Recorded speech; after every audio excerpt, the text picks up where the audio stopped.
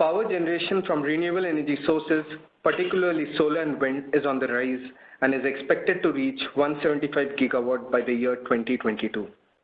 With increased share of variable energy, it is essential that power generated from these sources gets integrated in the grid without any hiccups. To facilitate large-scale grid integration of solar and wind generating stations, a stable and secure grid is of prime importance. As of now, 15 states have released forecasting, scheduling, and deviation settlement regulations for solar and wind power plants. Some of them are still in the draft phase. Deviation from scheduled generation beyond the permissible limits results in payment of penalty by developers.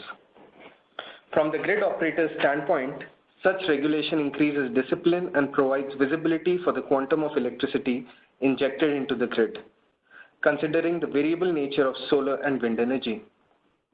Forecasting and scheduling also assists grid operators in procuring requisite reserves to maintain load generation balance and ensures grid reliability.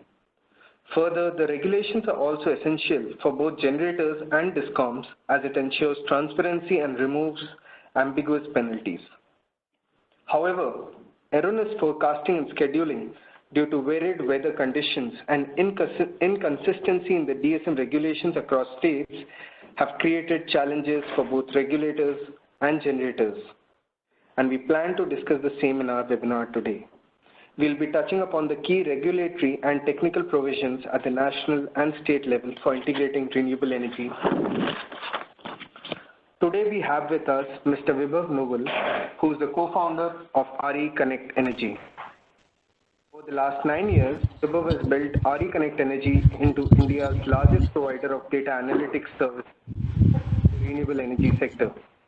He has worked closely with policymakers and regulators, business leaders, and academia to shape the policies and regulations that have enabled the rapid increase of renewable energy generation in India. Vibhav is an MBA from Columbia Business School, New York, where his coursework focused on environmental finance and markets. He is also a chartered accountant with extensive experience in corporate finance, accounting, and business strategy. Vibhav has over 18 years of experience in building strategy and finance with marquee companies like Arthur Andersen and JP Morgan, and has diverse international experience having worked in USA, UK, Switzerland, and Singapore. Welcome.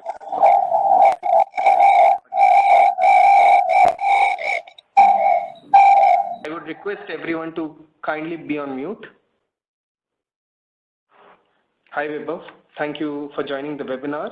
I would stop here and request you to share more details about REConnect and also your initial comments on forecasting, scheduling, and DSM regulations. Over to you.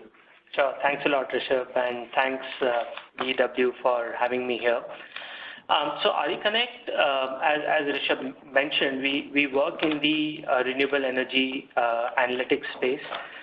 We work with large asset owners in helping them forecast and schedule their power. We also work with lots of utilities in what are called REMC projects, or forecasting and scheduling at the utility and state level, and that's something we'll talk about today. In terms of forecasting, so forecasting and scheduling regulations have evolved over the last 5 or 6 years in India. They started with being very similar to the what are called UI, or unscheduled interchange regulations that apply to conventional power plants, and regulators very soon realized that renewables need a different type of regulation, and what we have today is a result of that. So these regulations have kind of gone through an evolutionary process and have reached the stage where now most of the states are either implementing these regulations or are close to implementing. There is still road to cover in terms of inconsistencies, in terms of ground realities having changed. A lot of the initial premise of regulators was based on renewables being priced roughly at 5 rupees. That's not the reality anymore. So we'll continue to see forecasting scheduling regulations evolve as well. But yeah, they're finally reached a stage where we have these regulations starting to be implemented and DSM charges to be levied and recovered by the state operators. And we'll start to see the impact of forecasting and scheduling itself on grid operations. Yeah. Thank you. Thank you, Vibhav, for the initial comments. I've just seen a question saying that we see a constant slide on the screen. So we don't have any slides. It's just a conversation. That is a placeholder.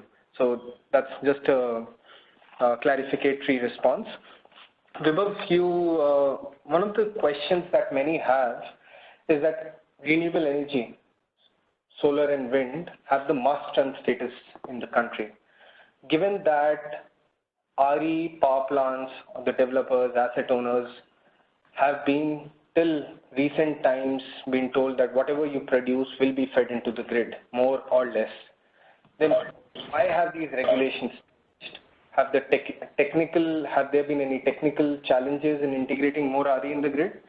And basically, the question is, why is forecasting and scheduling required in the first place for renewable energy generators despite must-run status? Sure. You're right. So renewables have a must-run status, and traditionally, till a few years back, a renewable generator would essentially connect to the grid and feed in whatever power they could generate, right? What has really changed is that the percentage of renewables in grids has dramatically increased. So if you think of, while as a country we are at say 11 or 15% of renewables in total, if you look at individual states, the level of penetration of renewables starts to reflect more like a lot of European countries. So you would have Tamil Nadu or Karnataka, which are at 40% or 50% of renewables. And with that level of penetration, operating a grid in a stable way becomes a challenge. So really the technical challenge till renewables was a small percentage, 5%, 10%, the larger grid could easily absorb the variability that comes with it. But as that percentage has grown, the challenge of operating a stable grid along with a variable source of power has grown. And that's not just a problem that is kind of emerging here in India. It's a problem that grid operators and regulators are kind of working with and trying to address across the world, really. So. Okay. And then how are developers, especially the power plants which were installed maybe 10 years ago, responding to these regulatory changes? Are they prepared? And what is the role of companies like you in helping them transit to a new regulatory environment? Right. So this forecasting and scheduling regulations actually represent a fairly significant regulatory change for a project which is say 10 years or 15 years old, because these projects worked on the older system where the asset owner would have an OEM who would take care of operating the plant on a day-to-day basis and would feed power whatever was generated. Now when we kind of go into the forecasting regulations, at the immediate level, they face an additional level of interaction with the SLDCs or grid operators. They face an additional level of charges in terms of DSM charges, and then with that comes a lot more infrastructural requirements. Data quality has to be robust. Operating teams have to be far more aligned to forecasting and its implications. So just to give you a small example, if a large wind farm is shutting down, say 10% of capacity for annual maintenance, that would just go on in the back, at the back end traditionally or earlier. Now that has immediate implications on forecasting charges. And so the teams at sites have to be trained to inform, plan according to these things. Several of our clients actually now look at a week ahead forecast and plan their maintenance on days and hours when output is expected to be the least. So they kind of use it in the other way as well to just be better at maintenance, right, or reduce losses from maintenance. So yeah, I mean, our company is prepared. or are asset owners prepared? Not yet, but I think they're kind of coming along very quickly because the potential charges from forecasting can be significant. Right. And one of the things that we have been seeing internally, so we have been compiling the state policies for forecasting, scheduling, and DSM, and we see that it's not consistent across states. I mean, the error ranges, or the error bandwidth varies from say 0 to 10% to 0 to 12% or 0 to 15%, which is where companies do not have to pay any penalty, as in the zero error band. But this again varies. The minimum capacity of various power plants also change across states. So do you think this is a reflection of the kind of or the size of the renewable energy sector in the state, or this should be standard across states? How does it affect developers? Because a developer may have power plants across all the RE-rich states. It may become difficult for the asset owner or the developer to forecast in a regulatory environment which is so diverse and different. Right, you're right. I think there is a fair amount of diversity in regulations, both in error ranges and also in level of forecast. So, for example, Karnataka and Andhra Pradesh allow aggregation of forecast at the QCA level, or effectively at a multiple pooling stations and multiple assets are aggregated, while most other states don't. So I think that diversity is really a reflection of just the evolving regulatory environment. Should there be consistency across the country? Yes, I think that should be there, and I think we will kind of go towards that. We will progress towards that.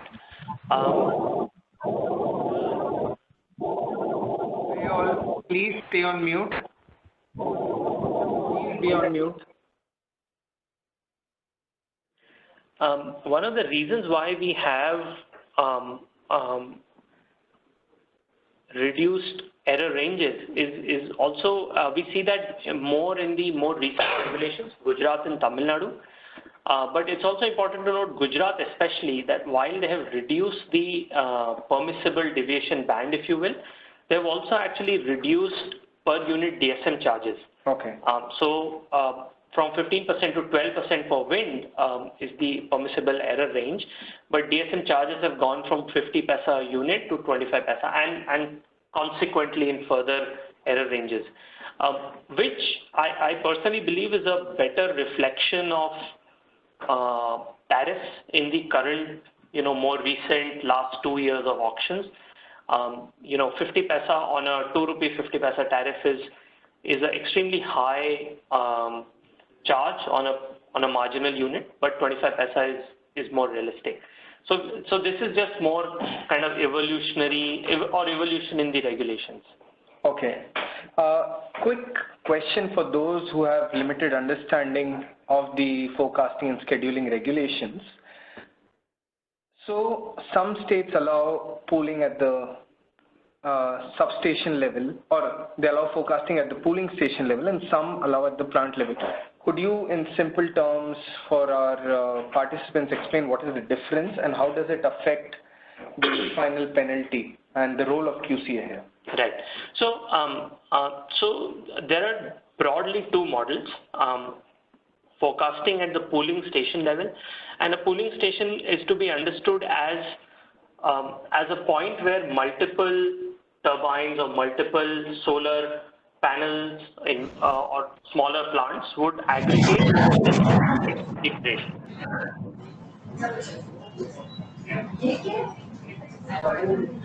Hey all, can you please be on mute? Right. So yes, the difference between the pooling station and the plant level forecasting. So, and that is the most common one, where the point at which power is aggregated from essentially behind the meter, and then interfaced with the grid. So that becomes the pooling station level forecast. And then the other aggregation point is where QCAs aggregate at the QCA level. A QCA here stands for what they call a qualified coordinating agency. Essentially, a organization or a company that's doing forecasting and scheduling on behalf of the asset owner. What this means is that if you imagine a wind farm of say 100 turbines adding to 100 megawatt capacity, in the pooling station level forecast, you would forecast for that 100 megawatt. But if you imagine a QCA which has five such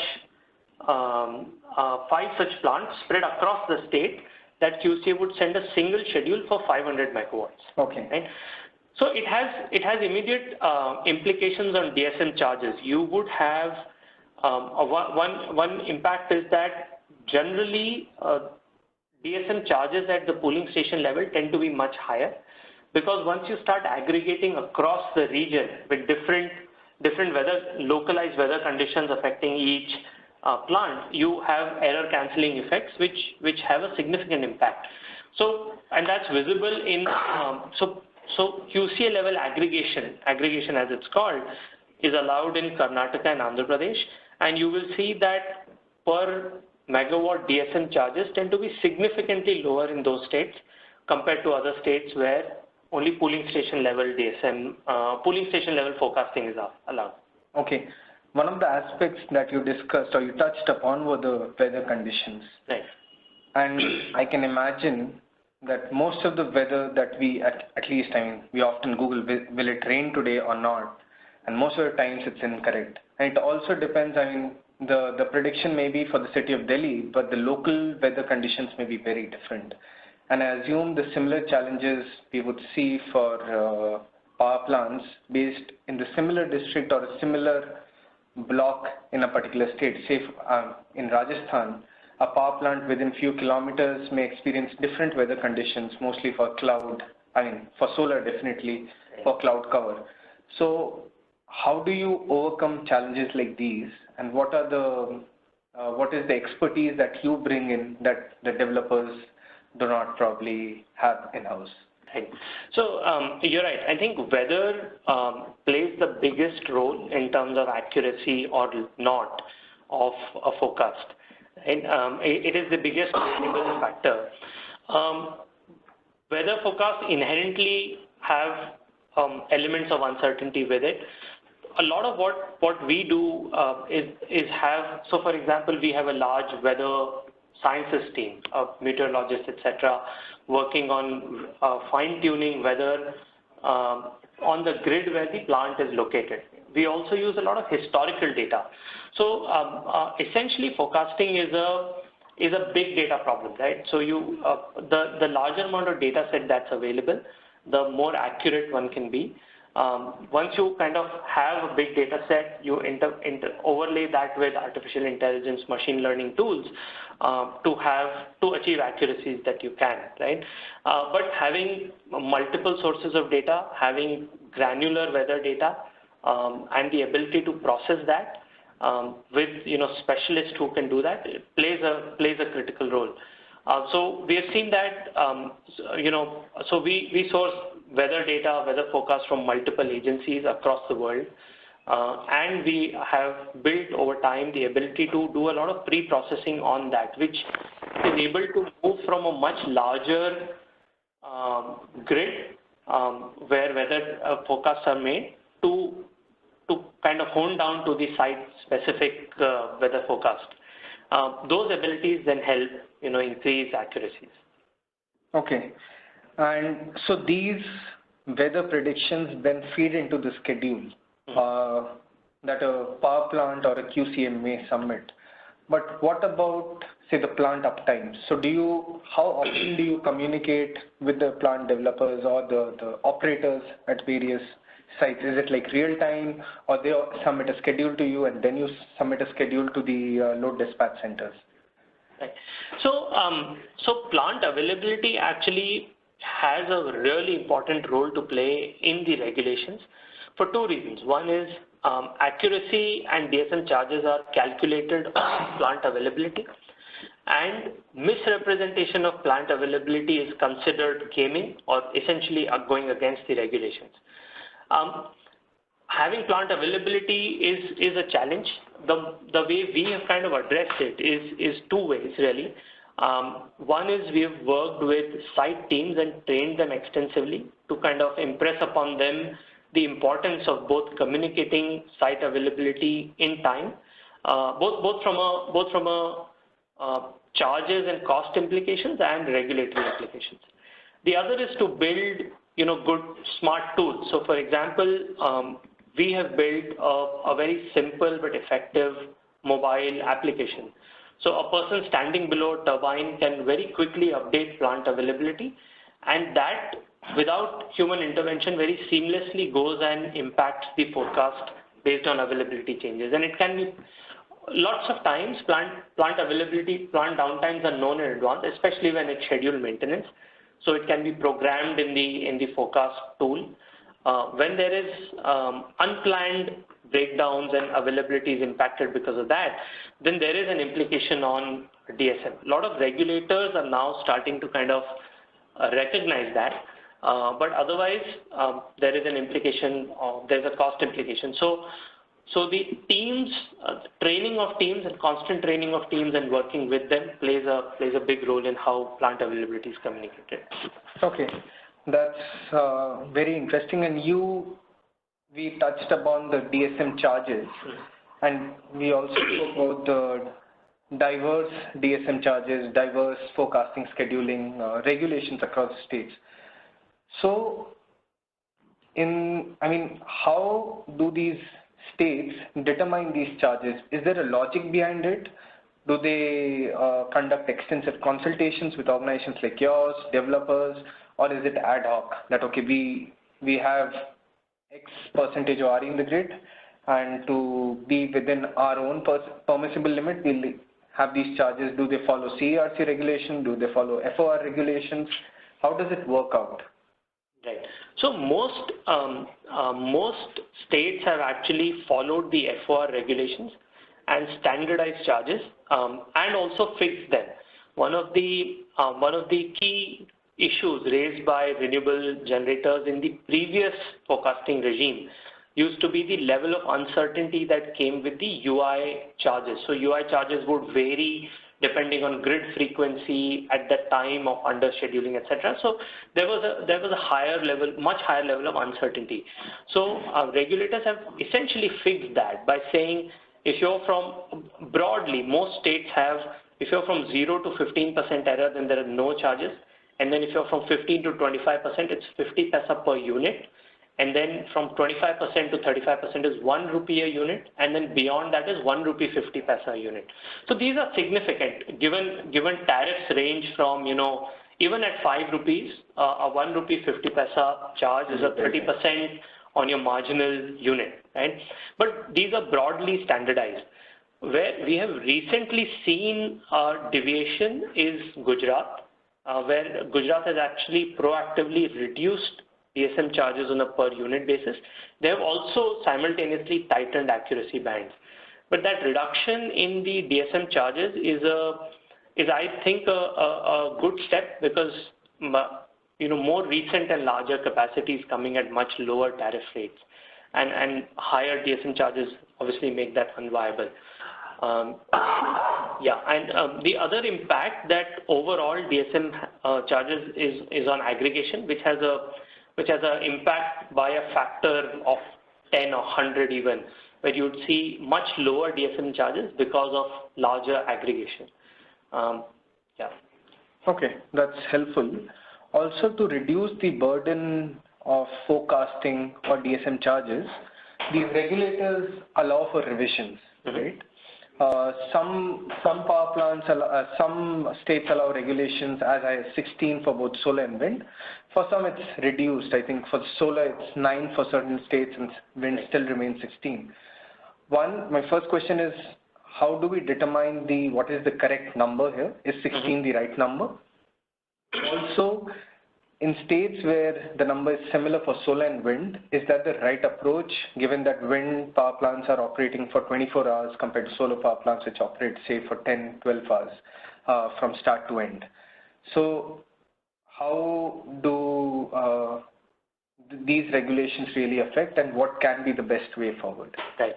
So, so you're right. I mean, what the regulations say is effectively allow 16 revisions over a 24-hour time period, or one revision every 1.5 hours. That to me is an artificial constraint. It's not really a technical constraint. It's a constraint based on what happens post a schedule is submitted, because that schedule then has to be incorporated by the grid operator in the larger state schedule and make consequent changes to the remaining capacity, whether it's to be procured or additional thermal capacity has to be sourced or backed down. So, so there will always be some element of time lag which will remain. The 9 versus 16 is really, it's only a function of solar being active, solar plants only generating for 10 hours, 8 to 10 hours a day. But no, from a on-ground operations perspective, we really see no difference there. So hypothetically, if a solar project allowed 16 revisions, can we technically do 16 revisions in 8 hours? Yes, we can. Would we do that, and would that have a big impact on DSM charges? Not really, no. I think current number of revisions is quite all right. It will probably change as the regulations kind of evolve some more and real-time markets come in. But if I may ask, what are the number of revisions that you do typically for a solar power plant and a wind power plant at aggregate level? Right. So broadly we follow the 1.5 hour schedule, because systems are today built around that, with the provision that if we are observing a drastic change, a sudden ramp up or a ramp down, then we have the ability to kind of make that revision more instant. But mostly today we follow a 1.5 hour scheduled revision, because what you're doing at the back end is running a lot of process with getting more weather data, processing more real time generation data, etc., and then creating a new forecast. Okay. Quick question on the skill requirement for to do certain forecasting and scheduling, and this is not real RE, this is data science. So what kind of people do you have in your team who do all these jobs? I mean, other than the people who write the code, but who's actually doing the data crunching or has the necessary capability? Like you said, this is much more data sciences skill set than any other. So a lot of our algorithms are written and calibrated and monitored and kind of evolved by data sciences people. So we have an extensive data sciences team. Then that needs to be overlaid with a good kind of technological backbone. So robust systems. So there is a large IT team. There's also a lot of operations people. So like we run a 24/7 control center where they are both monitoring the process to ensure that that's not broken, and there are protocols around what happens when process is broken, or there are protocols around how to communicate with the site operations team to collect information in the way that is needed, and they're also monitoring quality. Right? So both process and quality is monitored. Another skill set which is now kind of becoming very important is really communications. We are realizing that data availability and quality of data plays the single biggest role in accuracies to be achieved.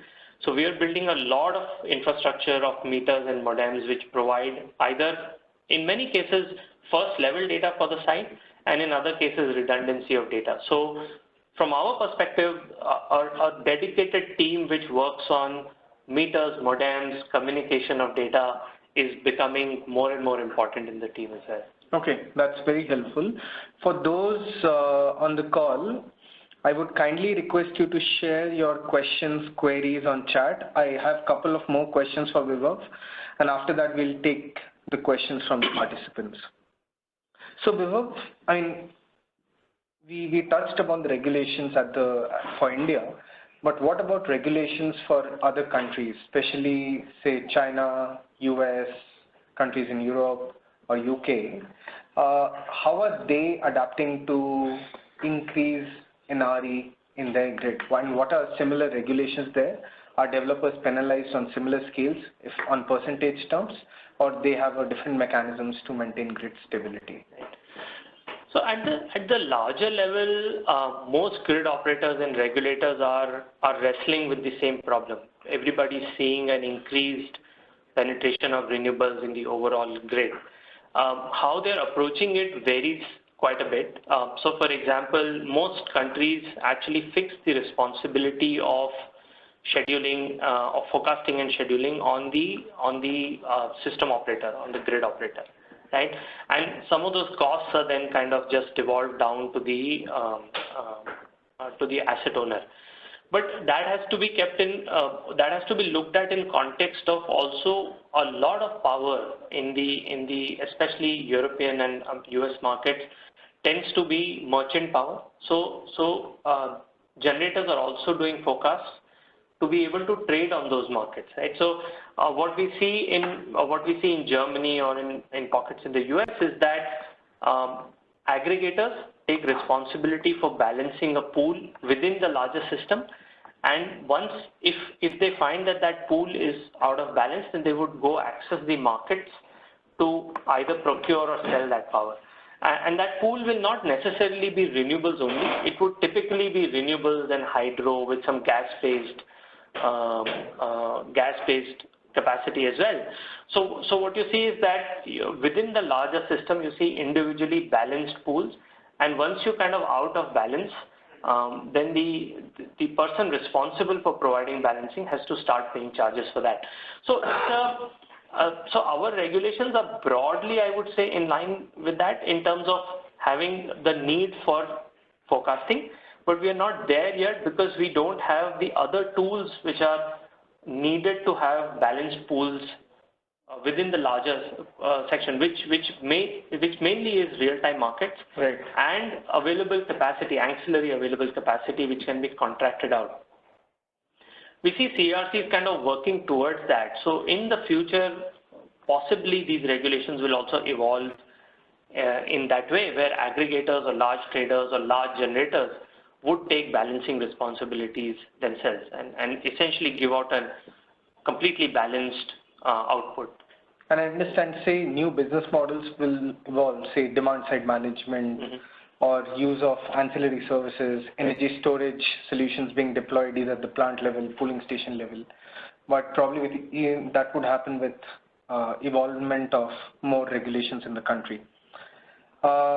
Before we take the questions from the participants, what would your probably couple of recommendations be for the sector?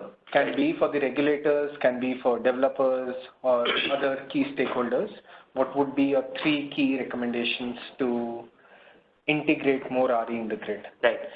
So I think one major recommendation from a developer perspective would be that, like I've said earlier, the quality of data plays a big role in forecast accuracies, and so developers from the outset should ensure that data quality of for projects that they are building remains robust. We are starting to see that. We are starting to see developers coming to us and saying, hey, our plant is commissioning in January. We know that from day one we'll face forecasting requirements.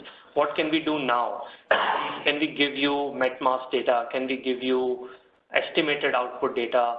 And the other recommendation that we always give is, while you're commissioning, please install the right meters, modems, SCADA communication feeds to us or to any forecasting agency for that matter, because that has big implications on accuracy. So I think that would be my single biggest recommendation to a developer. I think from a regulator perspective, there is definitely need to be aligned to changes in the market. The biggest change, of course, that has happened in the market is that PPA tariffs have gone down. One possible way to kind of address that is to link DSM charges to PPA tariffs, which the interstate regulations do, but within state regulations do not. That's one of the reasons why we see a lot of regulatory challenges, because at the fundamental level of 50 paisa, 1 rupee, 1 rupee 50 paisa charge makes projects unviable, especially new projects.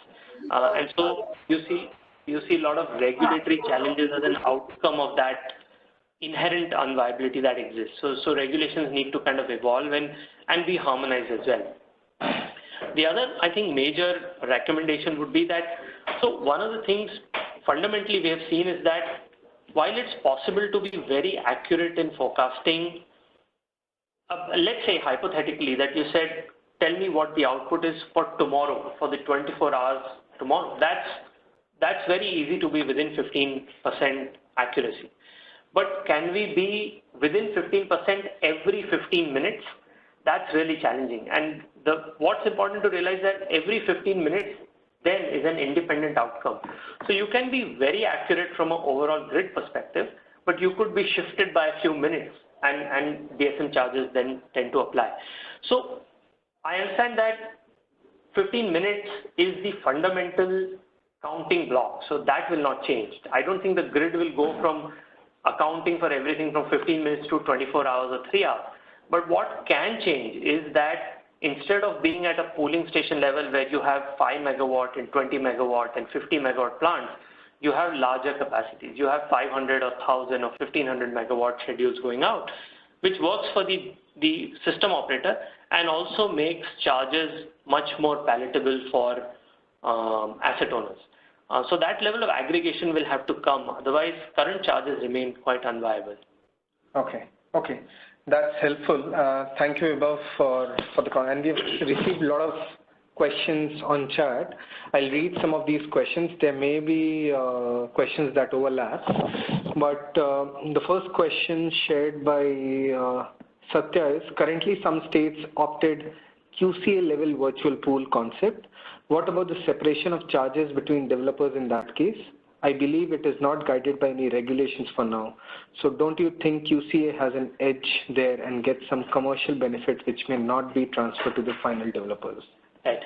I think the question here is that how do you, the charges, DSM charges that come at a pooling station level then have to be what is called depooled to the individual generators. Okay? And there, this question of depooling is a matter of contention in many conversations with regulators and amongst generators. Broadly, most regulators leave depooling methodology to be something that is contractually agreed between QCAs and generators.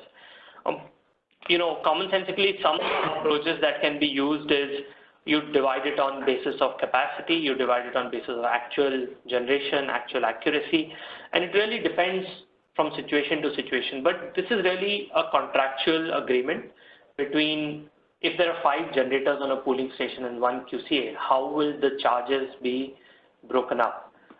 What we have seen mostly is that because even forecasts are done not at individual turbine level or individual inverter level, but at the entire plant level. That plant may have 20 different asset owners, but that from a forecast system perspective, that's a single plant. Right. So what we've seen most accurately or most reasonable is either depool on basis of capacity or depool on basis of actual generation. If you see in a particular month, a lot of variability in terms of availability of certain generators. Right. Okay, that's helpful. And another question that is asked by Rahul is that what is the typical impact or what is the average penalty that is paid by both solar and wind developers due to DSM charges, if we can quantify that on a megawatt basis? Right. So it ranges because of changes in regulations. So it ranges from, let's say Karnataka, where solar generators for a few months have paid 0 penalty on an because aggregated schedules are well within the 15% that's permitted. And wind generators have paid penalties to the tune of 40 rupees to 100 rupees a megawatt a month, okay, which is substantially low, because if you think of a 100 megawatt asset, you're talking of 4,000 to maybe 10,000 rupees in a month. But then if you go to states where both error bands are tighter and forecasting is done at the pooling station level, you're looking at accuracy or DSM charges in the few thousands per megawatt per month is how I would put that as an average. Okay, that's I think that answers the question.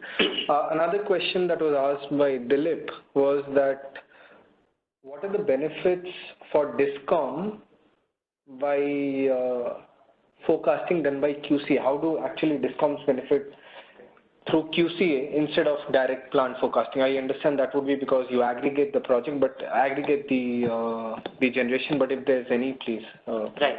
So I think the bigger impact is of course QCAs when they aggregate. Then because the distribution company or the system operator has to look at the whole grid and not individual plants, it makes their task a little easier, and it makes sense because they're not looking at an individual 10 megawatt or a 50 megawatt plant will have no impact really on a grid size, which is, if you think of Karnataka or Gujarat, close to between 10 to 15,000 megawatt grid size. So aggregation makes sense, makes their task easier, and makes it more manageable as well. Okay. Another question that we've received from Swarnim is, how do geographically diverse areas pool at the same, basically power plants that are in a geographically diverse area, pool at a pooling, as in generate at a, diverse geographies and then pool the power at a pooling station? Do we see a lot of variation, or is it like mostly constant for a pooling station? In general, if you have a bunch of power plants pooling at a grid substation or a pooling station, there will not be too much of geographical variation. So if you think of a very large wind farm or a set of wind farms that say aggregate in a pooling station in Rajasthan, you're talking of a difference of maximum 100-120 kilometers between turbines there, and that's the outer limit, I would say. Okay. From a weather forecast and weather effects perspective, that's not very large. So you would not, it would make a huge difference if you had one plant in South Rajasthan and one in North, but that wouldn't pool at the same station then. And typically, how many pooling stations are there in a state? In say Rajasthan, how many pooling stations are there? So Rajasthan, off the top of my head, would have close to about 100 pooling stations. Okay, so that's Karnataka has probably 200 or something like that. So a fairly large number of pooling stations. And generally, say for solar parks, all the power plants feed into one pooling station, or even for solar parks, they are into like multiple pooling stations? So even very large solar parks, like Bhadla, for example, which is multiple thousands of megawatts, has two pooling stations. Two pooling stations. Yeah. Okay. One of the questions that we've received from Khanna is that do QCAs change over time for a pooling station? How long is your contract for a particular pooling station? So QC is essentially a service provider, and typically service contracts would range from anywhere between 1 year to 3 years. Do they change? Yes, they could change.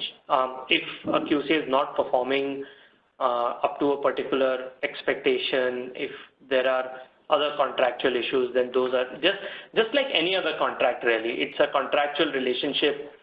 You could change your maintenance person contracts.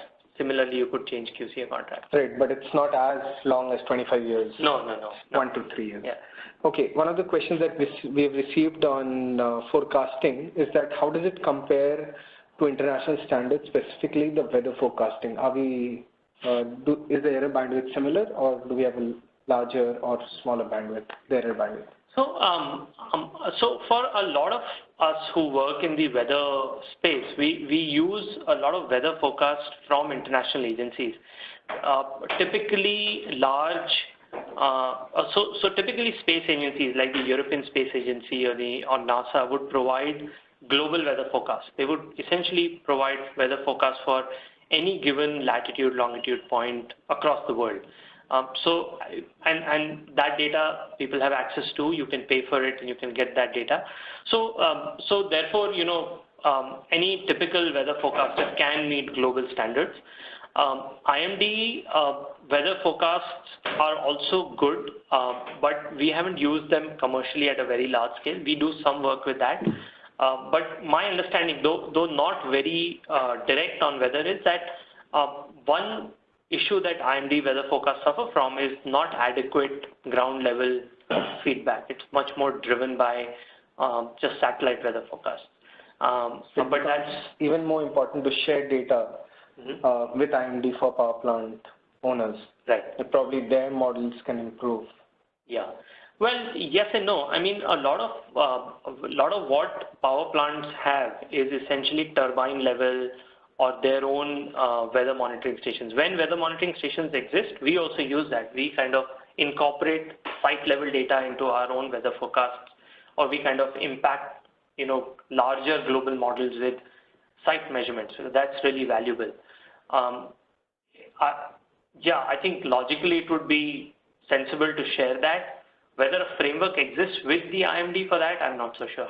Okay. Yeah. One of the few questions we've also received is estimating the FNS forecasting and scheduling charges in the budget or when companies start bidding for power plants. So the question is, for a 100 megawatt size solar project, what should be the annual budget for forecasting and scheduling in Rajasthan? And something similar for wind power projects. There are two separate questions, but if possibly there can be a number which can be then incorporated into the financial models, which is now used for bidding itself. Right. So the industry uses broad thumb rules around this, and that thumb rule, which I believe is now slightly redundant, has been that you should expect between 0.5% to 1% of revenue as DSM charges in a solar project, and 1 to 2% in a wind project. Obviously, one thing that has changed in that is that what revenue are you talking of? So DSM charges on a per unit basis themselves are fixed, but we see now a wide range of revenue based on bids, etc. So that's that's a word of caution there, but that's really the broad kind of thumb rule used in the industry. Okay. Thank you. There's another question. Given the tariff fall and the build quality, what is the minimum requirement for a SCADA system that you would recommend? Oh, I don't think I'll be able to answer that. Sure. From Titika, does the penalty percentage to net generation change if a plant is connected to STU versus CTU? So when a plant is connected to CTU, the central regulations apply. Those are broadly similar. The only change that we see there is that instead of having a fixed DSM charge on a per unit basis, that's a fixed percentage to the PPA rate. That gives more flexibility to newer, older projects. That's really the only change that we see there. The other change which is between the CTU and STU connected project is how billing is done, and there is a settlement mechanism for that. So CTU connected plants, which are generally interstate plants, would bill on schedule and then adjust along with DSM for actual energy output. So that's a slightly more complicated kind of billing mechanism there. But the principle remains the same, except instead of 50 paisa, you would have 10% of PPA rate as an example, and going ahead of that. Right. Okay. Two more questions before we close. One of our participants says that there have been arguments that meeting 15% forecasting error at the plant level is not possible. What has your experience been if forecasting has to be done at the plant level? Right. At the aggregate level, probably it's easier, but at the plant level. Right. So my argument there is that actually meeting 15% at plant or at aggregate level in itself in a 15-minute time block always is not possible, right? Because the window is so narrow and you're dependent on weather. That then changes when you have aggregation. it's much easier to remain within 15% because you would have cancelling effects of geography, of plant performance, of excess generation in one plant cancelling lesser generation in another, or cloud cover in South Karnataka compensating for higher generation in North Karnataka, those kind of things. So aggregation does have an effect, but otherwise, what we are talking of is being, the number of time blocks within 15% is you could expect it to be say 95% in a non-monsoon season for solar, or 90% for wind in low wind season, or when there is less variability. But never, I've never seen 100% consistently. If it's 100%, it's a randomized outcome for a particular day. Because of the it's not because of technology. It's because of the nature of the regulation. The clock essentially resets every 15 minutes, and even you can forecast a ramp up or a ramp down fairly accurately, but you could just be shifted by a few minutes and you would still pay charges. Or the other way to look at it is you could only have 1% error for 95 time blocks in a day and leave essentially much more margin of error on the table. And then if you have 16% error in 96 time block, there will be still some DSM charges. So it's really the nature of the regulation which would make it, impossible to be zero all the time. Makes sense. Okay, last question before we close is, there's a lot of learning. So one of the things that you mentioned in the webinar is that even during the construction phase, companies or the EPC company should install modems or meters and various weather monitoring device to get the data. But how much time does it typically take for a plant to calibrate? One of the questions is 3 years enough, or is 1 year enough, after which we start getting good at predicting? So what is the time duration, and should regulations give this as in this threshold, or have a threshold number of years before which you start penalizing various power plants? This can be 6 months, 1 year, or a couple of years. Right. So I think in terms of with good data quality, so calibration first of all is a constant process. You're constantly looking at models and trying to identify and eliminate errors. A lot more calibration is needed in the early days when your project is newly set up or forecasting is just started, but it's continuous, right? The time period, I would put it as as low as 3 months really, when high quality data is there. The only kind of caveat there is that in India we have two distinct generating seasons, right? So if you're a wind project, then there is a high wind season which is very distinct and displays very different characteristics from a forecasting perspective than a low wind season. So ideally you would want one whole year of data to be able to calibrate for both types of seasons that you see, and the high wind season is a fairly long period. It starts before monsoon, goes on till withdrawal of monsoon, so you're talking of 5 months probably.